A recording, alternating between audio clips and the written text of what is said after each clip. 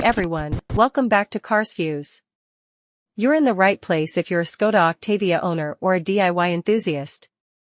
In today's video, we're diving into the Fusebox diagram for the Skoda Octavia models from 2013 to 2016.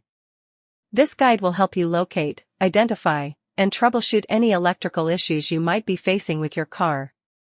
So, whether you're a pro or a beginner, stick around, this one's for you.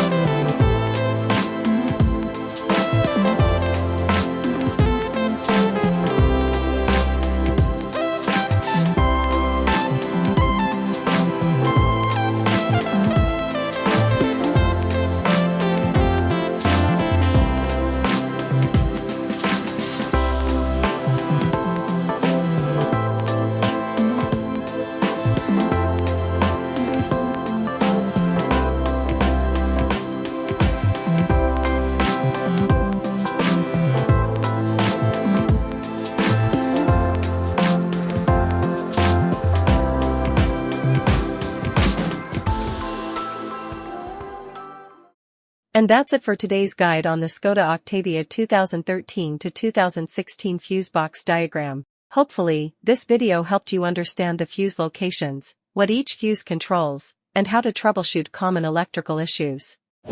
If you found this helpful, hit that like button, and don't forget to subscribe for more Skoda DIYs and car maintenance tips.